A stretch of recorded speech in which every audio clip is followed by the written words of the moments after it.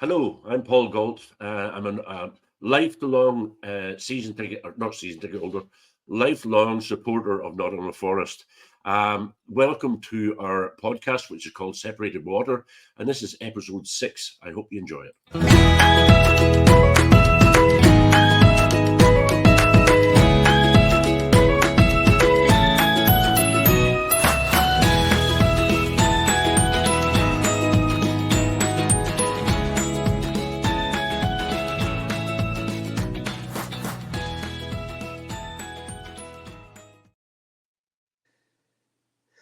Okay, thanks, Paul.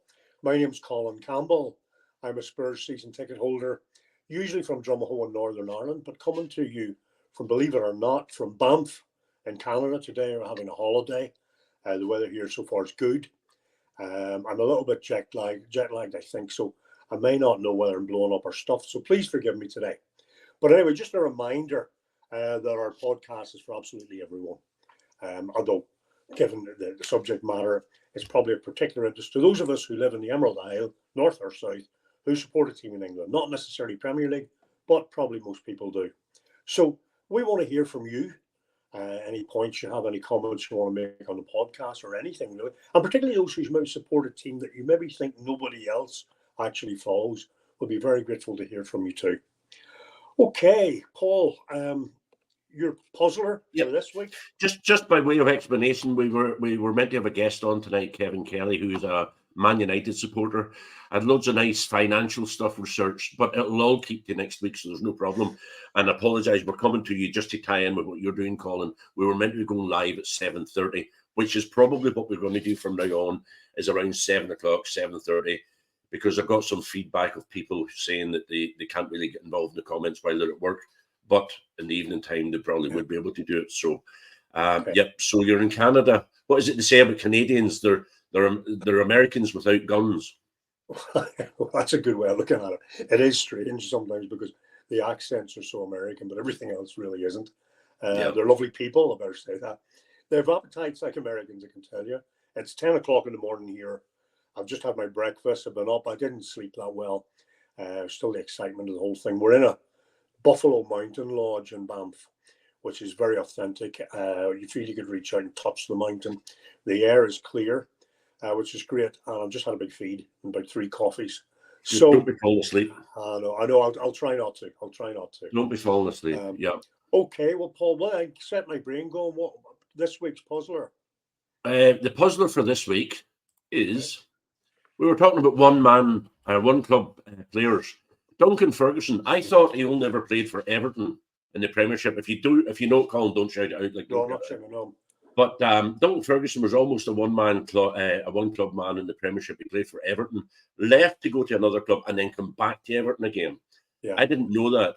What was the name of the other team he played for? If you send that into us, drop us in the comments and see what you think. Very good. It was a surprise to me. Maybe you guys will all know it very easily, but big Duncan Disorderly, I think he was known. Yeah, absolutely. I just thought I'd put that up. There's only 4 teams unbeaten in the Premiership at the minute. Thanks for that. That takes us probably into the emerging issues from the weekend's results in football. Okay, Paul. I think there's a clue in that caption. Anything you'd like to kick us off with on what's come out of the weekend's results? I'll just go through a couple of things. I spoke to Kevin when he realised that our times weren't going to match up. Yeah. And I said, would you tell us how you felt the game went? And he said, United started well, as they did. I watched part of the game myself. I watched most of it myself. They started really well. They should have been probably 4-0 up by half-time. But, and using Kevin's words, they just didn't take their chances. Scoring goals is getting an old habit of theirs, not being able to score goals. So they drummed it out, and it really ended up the second half was a bit of a non-event, to be honest. So 0-0 it was, wasn't it? Yeah, 0-0. Yeah. Pretty poor game second half. First game was where all the chances were. I watched the Forest game. Forest. I thought we turned up at Brighton. I have to say, Colin, for the first time in my life, I feel, not my life, the first time in a long, long time, I feel that we're a Premiership team. The first year we come up, we were scrambling, and we couldn't get things together a bit. Really, we were players. We didn't have a team. We didn't have a pre-season sort of get together all the players. They were buying players left, right, and centre. Last year, something similar. We lost our manager, and Nuno didn't get a pre-season with them. And I feel that the pre-seasons really worked this season. We're playing as a team. As I said last week, we got a player for every position, and it showed on Saturday. I wouldn't have changed it. He made the substitutions at half time. We were 1-0 up. I don't know if you saw the game. We were 1-0 up, and at half time, we were 2-1 down. Right. Our keeper was shocking. He let in a free kick, set up a wall quickly, and then stayed behind the wall, and the ball went into his left-hand side. And it was a schoolboy error of a free kick conceded. But we come out. We fought. I'll not go into the red. I'll talk about that later on. We come out, we fought. We did get a red card. Callum Hudson-Odoi was sent off, and we had to basically just park the bus. But we did. We parked really well, and then we got a goal, and that was it. So it was a late, which is something we weren't doing last year. We've done it against Liverpool now. We've done it against Brighton. We've got the late goal and then held on. So we're showing a steely character, I'll discuss the VAR decisions later on. There was a couple at the weekend that I found. Okay. So that was one of them, was Morgan Gibbs White, but we'll talk about that in a bit.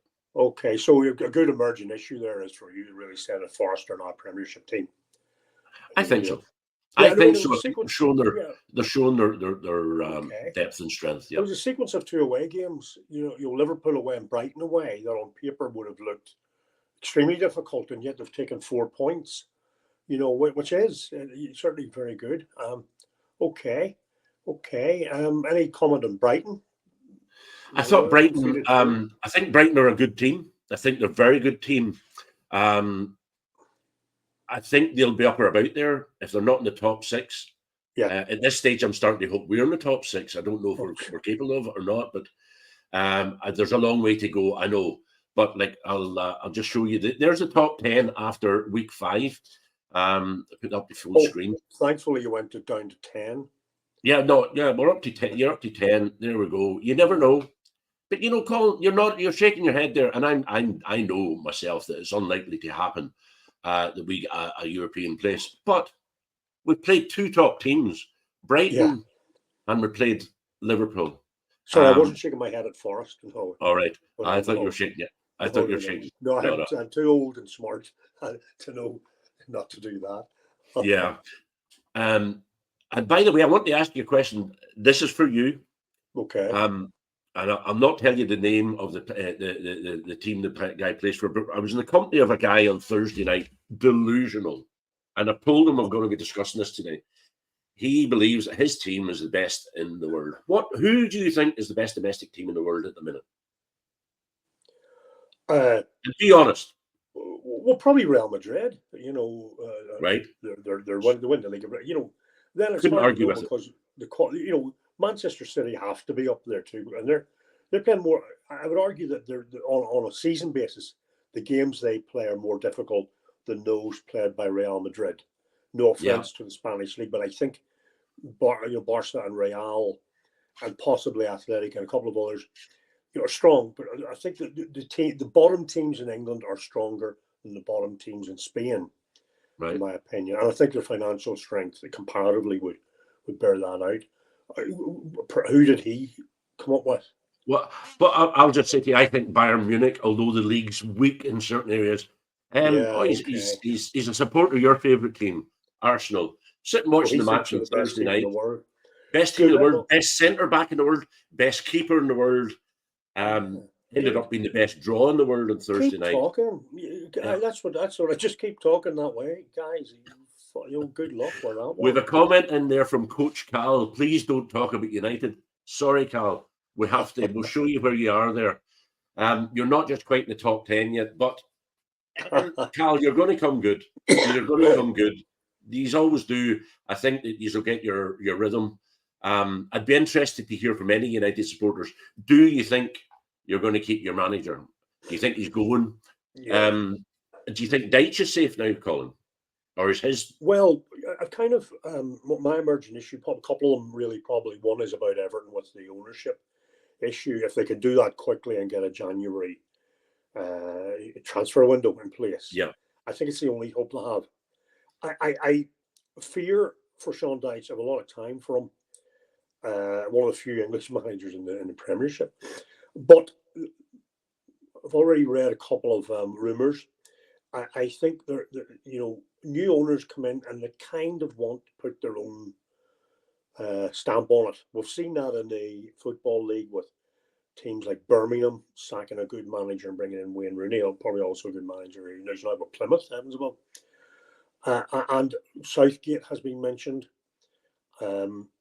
I don't know about that.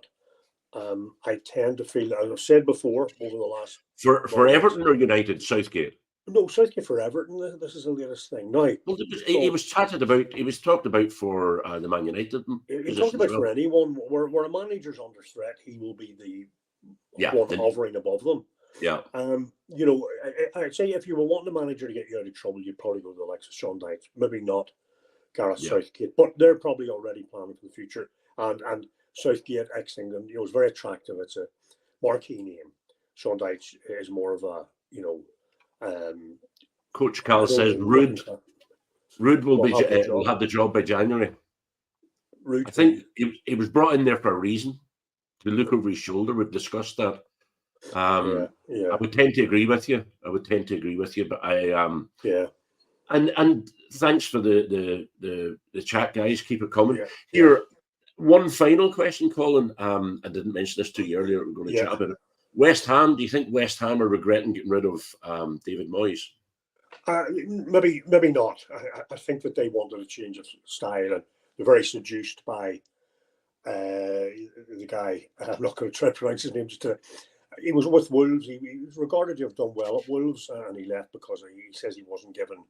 Sorry, the promises that were made to him weren't kept. I don't know, obviously, but I understand what he was saying. Wolves did lose a few players then. It may take a bit of time. It's not going how West Ham would have hoped or envisaged just yet. But I think it takes time. I think during the Christmas January period, by the end of January, we'll have a better idea. I think we'll have a better idea of all the things we're talking about. That's what these are issues. I know. Emerge, First 5 games are nothing. Although I'm taking great solace for where we are afterwards. Well, you can't take the points away. You've got the points in the bag. A couple of issues that emerged for me, really, very briefly. One is that I think we're no further on about the United conundrum than we were 5 games ago. I honestly believe. I think United have managed to tell us nothing about themselves as yet. Yeah. I think same with Spurs. 2 wins in a week, and what? And people will go, "Oh, you're awful, glass half empty." I'm not. I'm old, and I'm tired, and I want to win something. Simple as that. Big Ange and all that. I never look. I love the team dearly. I love them. I spend a fortune. I love the players. I love the manager. I think the problem is elsewhere. I've always said that. There's an old saying in management: a snake rots from the head down.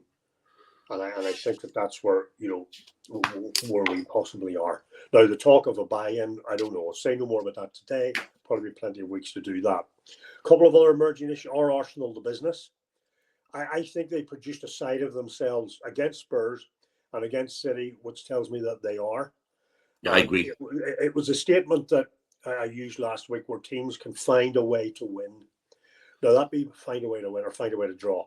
Now, it wasn't smart giving a goal away in the 7th or 8th minute of injury time. Having said that, it was away at City. And when they reflect on that, 4 points from 2 away games that were difficult is a good return. And my last emerging issue, worryingly, is Chelsea. We've talked about them.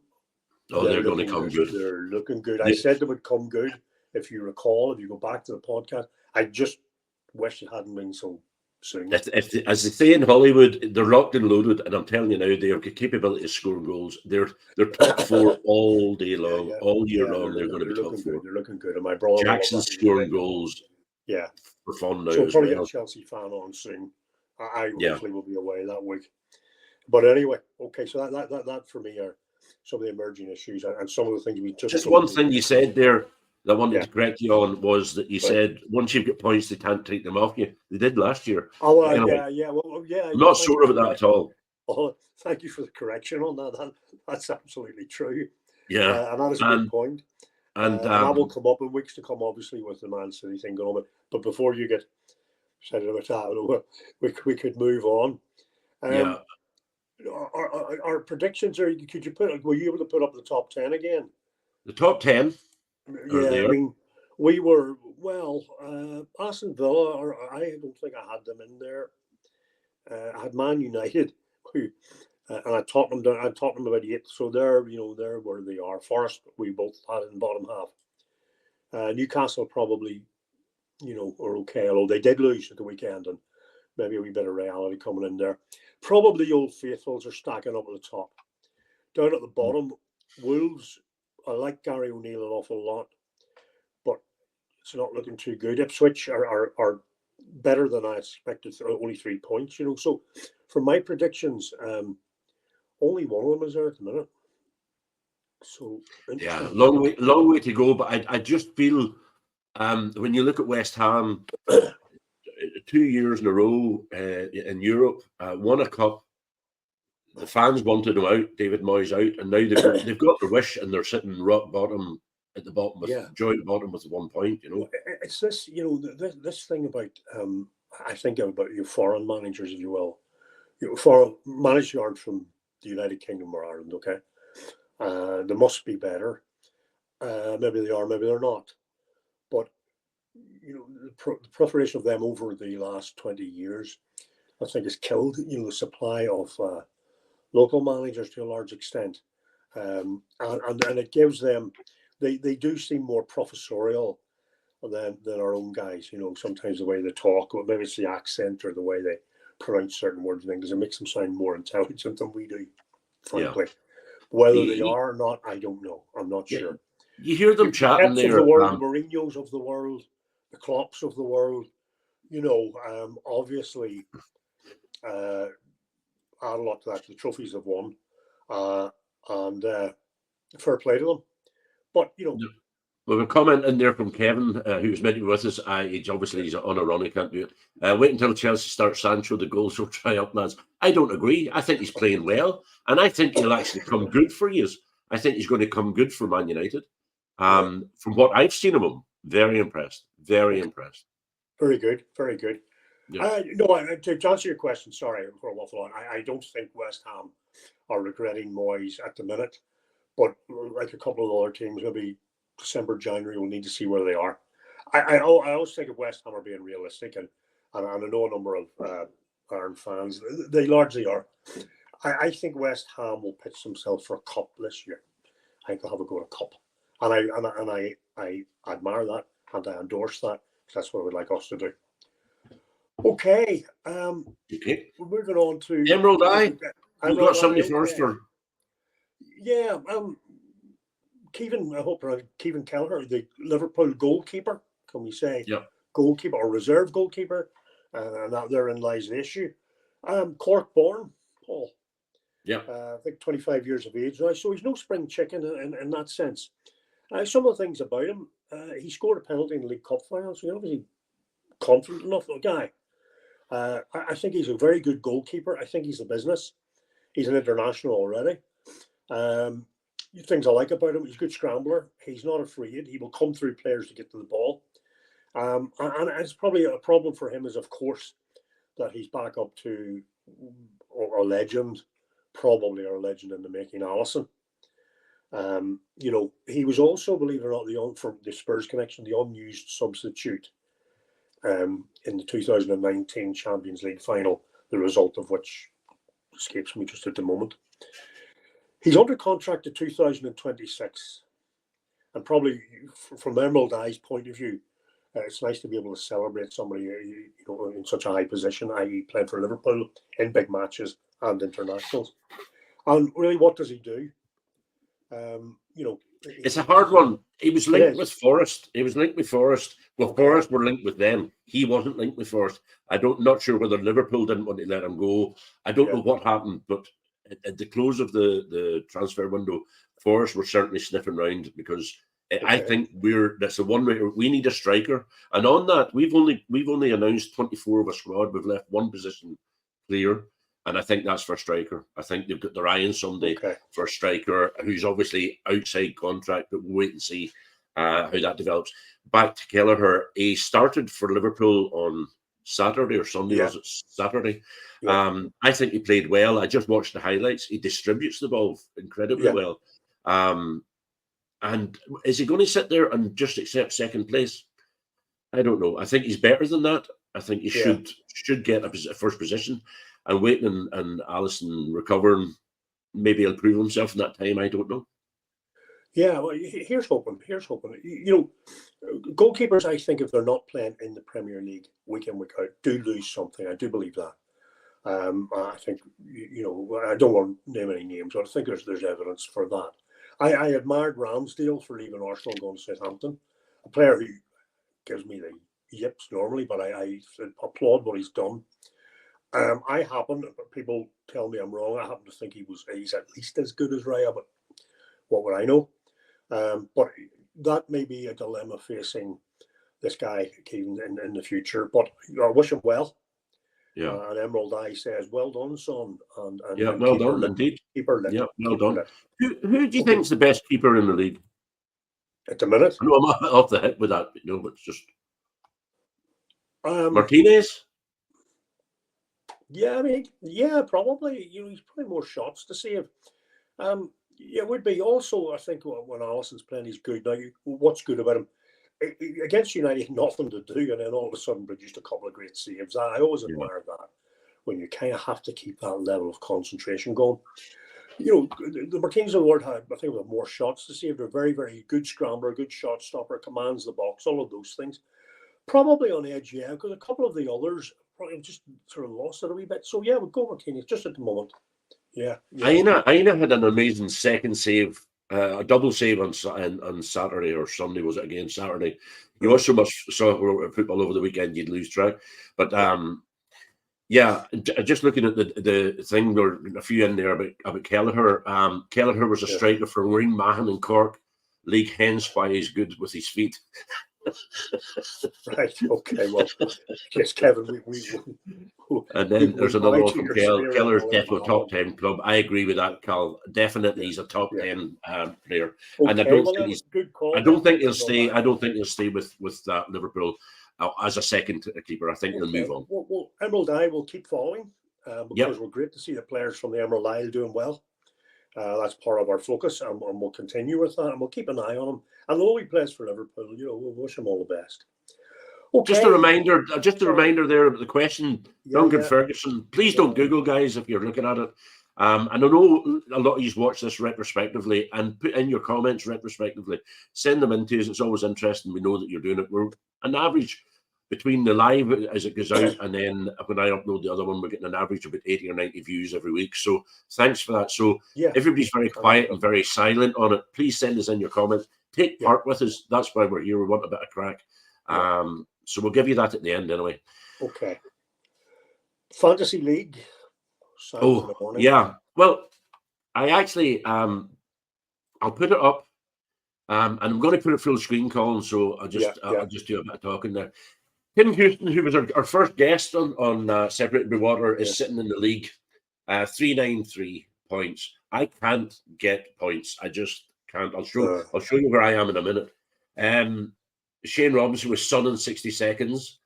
John Hart, 1 Hag, 2 Hag, which are great names. And this brought up a conversation the other night we had. There's one there where Under My Cucurella, I play on the Rihanna song. Every time they mention his name on TV now, I hear that damn song, Under My Number, and it's just driving me mad. But anyway, so we'll maybe look at the names and just say, so there's Real Chelsea, not very Beanie Boys. That's Beanie's nickname. I'm just above you. Sorry? I'm just above you. You are just above me. But 247 points. I don't know. Can you make a lot of points in a week?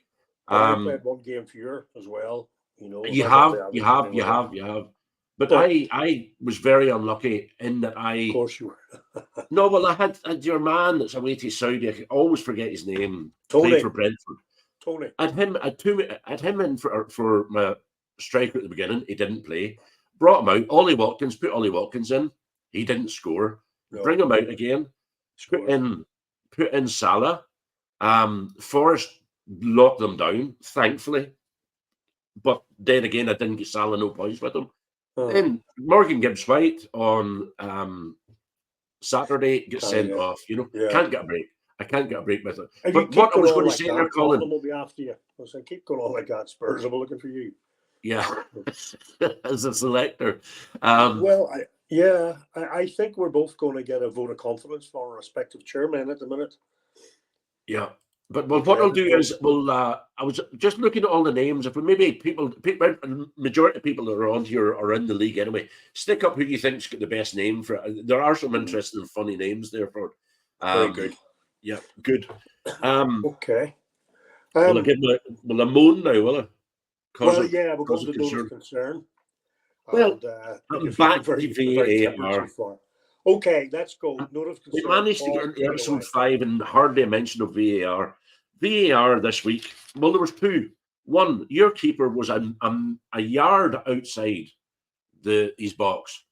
And that's rare. Yeah. And he touched the player. He touched the ball a yard outside his box and nothing done about it. But anyway, my big problem is, of course, it's going back to the Forest game. Morgan Gibbs White went in for a tackle. He was on a yellow, and he got the ball first, and he did take it. And I'm going to preface with what I'm going to say is that he got the ball first. He took the player with him, and the referee initially went, he got the ball. He got the ball. Okay. Referee being Rob Jones, and then Anthony Taylor, who was downgraded this week to a linesman. Right. Because he handed out 14 red cards, a record, or 14 yellow cards. At Bournemouth Chelsea last week, the Bournemouth Chelsea game. So he was downgraded. So he's put in the line. So Taylor or Rob Jones has done this. Taylor calls him over, which I understood you weren't allowed to do. If it's a yellow card, it can't be upgraded. It wasn't a yellow card. He said he got the ball. Next thing, if he just another yellow off the back of what Anthony Taylor said. Don't forget, Anthony Taylor's the guy who denied us 3 penalties last year against Everton. I know, sounds conspiracy, but he denied us the penalties, 2 of which were apologised for on the Monday morning. PMGO, whatever you call them. But I just think, I don't know. It's very frustrating. Very frustrating. Now we don't have Morgan Gibbs White for the next game against Fulham. Our whole team is arranged around him. Elliot Anderson's proven as a good substitution for him, so hopefully it'll all work out. But anyway, that's my cause for concern. VAR is an issue for you, and I've been at games. And last season I could do the usual Spurs. My opponent was saying, well, we were 1 up against Chelsea. We had a goal disallowed. Had we have been 2 up, would the rest of the things happened, which involved Romero being sent off, Van den Ven, Madison being injured, our ludicrous high line, and conceding 4 goals. And VAR, I was wondering if we could get home on the same night as the match kicked off with so many VAR decisions. However, what I would say is, in principle, I like the idea of VAR and to be able to, and my impression was that it would be able to give the correct decision on matters that the referee either wasn't entirely sure or would have benefited from another view. It's a 3-dimensional game, and the referees have to be eyes in the back of the head and everything. But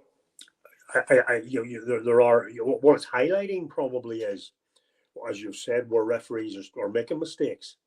But in a way, what you said about the Spurs goalkeeper is that VAR didn't intervene to say that he handled the ball outside his area. Yeah, if he handled the ball outside his area and there was no goal scoring opportunity, I think he'd just get a yellow card for handball. I didn't see that, so can't comment any further than that. But it was a yard. It was a yard outside. It was a yard outside your box. But look, anyway, this guy isn't fit to referee Sunday league football. So he's not, in my opinion. You're very hard, but we'll see. Look, I mean, referees have games. I tend to try to sympathise with them. One thing I hate is the pundits coming on TV, all armchair experts, and the white and the referee. 1 week they want consistency, and consistency is the key word. 2 weeks later they want referees to use their initiative. Which is it? I think refereeing a match will be very, very hard, and they need all the help they can get. But what? Okay, but they're yeah. I agree with everything you're saying. The pundits love to take a battering at them. Yeah. But if the ref who saw it, he was there, does this, he got the ball, yes, and then somebody else is able to change his mind, he shouldn't do that. He shouldn't do it, because you're not allowed to. VAR, as I understand it, is not allowed to get involved unless a card is shown. Okay, well, on the technical side, I will not argue with you about that. As far as I understand, VAR cannot intervene to say, if you saw what we saw, you would change your mind. Yeah. And that's there to protect the integrity of the game, obviously, and for the referee to be, to say, big enough, but because it's like they say in golf, the rules are there to help you. So if the referee goes and says, right, okay, I thought he got the ball totally, but now I see from that angle, blah blah blah, I'm now changing my opinion. It should be a better world as a result of that. But it needs to be. I know we need more work. And I've listened to people complain of VAR before, and it does sound like a moaning thing. It does. There's no doubt about it. Anyway, we'll go to our predictions, Colin. For the weekend. I'm going to ask the guys, because that's 2 United supporters listening to us. What's your predictions for the weekend? United have got. You've got Spurs. You guys. And Kevin's coming on with us next week, so that'll be an interesting one. So you give me your predictions first. Spurs United. I think it could be a match where each team's trying to hand the game to each other. I don't officially make predictions about Spurs. I'm superstitious that way. Well, I'm afraid you're going to have to. If you're doing this every week, you have to. Come on, give us a score. You can't be sitting in the fence. I think the game has draw. A draw. Yeah, will there be goals? No good day, No good day. Will there be goals? I think with those two teams, there have to be. I think they're set up to help the other team score. I hope that Spurs show a bit of intent. I hope that they show a bit of belly and stomach for this and go at United. I really do. That's what I hope anyway. Okay, so Kevin is saying that United is going to win 2-1. Okay. He also said earlier that Tony was a bad bet. Fergus Harrington is saying 2-2 draw. Well, there we are. I think a draw. My head was going towards a draw. Okay. There's Kevin's there. Oh, Kevin thinks Spurs are going to win. No, I think he means United. Sure, Spurs are at home, aren't they? No, Spurs are away. All right. Well, then he means, yeah. If that's what he means, then. He does. Sorry, I was looking at last week. Yeah. Yeah, he's saying Spurs are going to win 2-1. I can tell you. He is not happy with the United. No, I think that's what you call a double bluff. Yeah. Yeah, I tend to agree. So 2 for a draw and 1 for Spurs win. I find it hard to believe. Yeah. What about Forest? Forest, just to finish off in United, Carl said 2-0. 2-0, yeah. 100% United winning 2-0. United. Okay. Forest, we're away to, we're home to Fulham. We've been away for 2 games against tough teams, very tough teams, and we've managed to get a win and a draw. And I feel, I looked at the stats for Fulham today. They're struggling a bit, but they're a good team.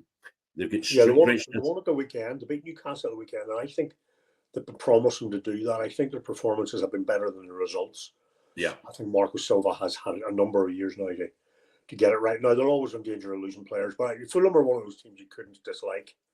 Yeah. From a part of London that's beautiful. And, everyone says, well, you sort of forget they're there. I hope there's not a sting in the tail there for you. Yeah. Well, I think we're going to win it 2-1. I think we can win it.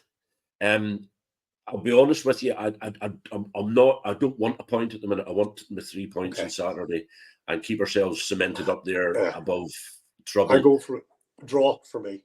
Draw for me. 1 each. Okay, Paul. Nobody sent in any ending about the team, but they'll all have Googled anyway. But about Duncan Ferguson. Any last minute? Anything last to say, Colin? But I'll leave it to the last minute. Well, Duncan Ferguson. Do you want me to? I think I have the answer. Go ahead. I think it was Newcastle United. It was. It was Yeah, I Newcastle United. remember Big Duncan. I don't remember that. No, I I do don't remember remember. that, and I remember a very funny guy called Gordon Smith, who spoke at the Coleraine Football Club annual dinner one year I was there. Gordon Smith was, and Smith must score from the 1983 FA Cup final, but of course he didn't score. He's a very gifted public speaker, and he Yeah. does a hilarious send up of Duncan Ferguson. I think if Duncan knew, he'd probably punch his head in, but I always remembered that. Yeah, he went to Newcastle for a while and got back to Everton. Big Dunk, good man. Okay, What nothing do you more call the from wee me. guy? What do you call the wee guy that does Soccer AM with the long I know hair? what you mean. Played for Wigan at the time. Was looking up at him with the Yeah, big he was. fake. I think. Yeah. He's like Jimmy Clear. He was waiting on him. He was waiting on him in the Yeah, tunnel to get off. yeah, Anyway, yeah. I enjoyed that. That was good crack. Anything else to finalise with, Colin? No. Nothing for me. I will be liaised with you. I'll still be in Canada next week, but I'll be keeping an eye on the football and the scores as always. There's quite a lot of interest in the soccer here, particularly the Premiership. And remember, Canada is co-host of the next World Cup, so I'd like to see a wee bit of. I saw quite a few soccer posts as I was driving up from Calgary yesterday. So certainly at schools level, and there's a lot of interest. Okay, nothing more from me. Okay. Thanks, Paul. Thanks for setting up. Thanks, everyone. Thanks. I just want to say thanks, guys, for jumping in the comments. It makes it feel all that much better. Whenever we've got some people joining in with us, just a final look at that there. The only 4 teams unbeaten in the Thank you very much. season. 2 of them are contenders for the league, or maybe all 4 are contenders for the league. Who knows? All You 4 never currently are, yeah. You never know. All right, guys. Many thanks for joining us, Colin. Thanks very much. Enjoy your holiday. We'll speak to you. We're going to aim for around 7:30 next Tuesday evening, and I hopefully see you then. Everybody stay safe, and we'll talk to you then. Thanks for joining us. Cheers. Bye-bye.